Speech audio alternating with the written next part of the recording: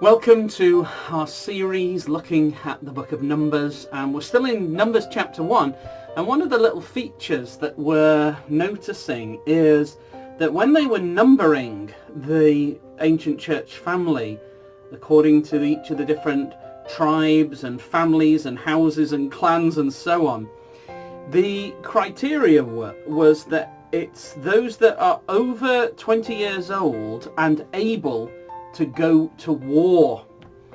That was something that stuck in my mind for a long time, that you are numbered as a member of church if you are able to go to war, and it sets the tone of what kind of a situation, an environment that we're in as a church family. That one of the ancient ways of thinking about church is to think of the Christians who've died and gone to heaven are the church triumphant, and local churches around the world form what they call the church militant, that the church engage in military action.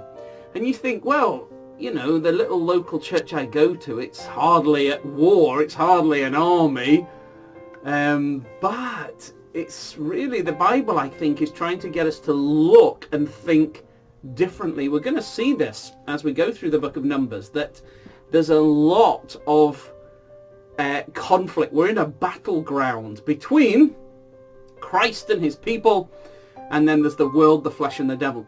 So in the Deuteronomy, it's all this idea, that's the next book of the Bible, and it's all about getting people ready to go into this promised land where there are giants to fight. And then the book of Hebrews, when it quotes that section about getting ready to fight giants, it applies that to keeping the marriage bed pure, respecting our church leaders, loving one another, things like that. The battle, we're constantly involved in battles against our own deceitful desires, against the ideas and lifestyles of the world around us. It's a battle that to be faithful to Christ, to be a holy people, to bear good witness to him, to be ready to confront things that come into church life that don't belong there.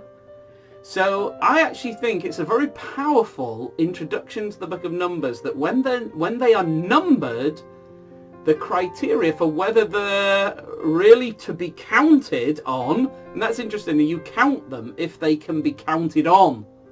So think about that in your local church life. Are you someone that your local church family can count on in the difficult battles for purity, love, compassion, witness, holiness, all these? Are you someone who can be counted on?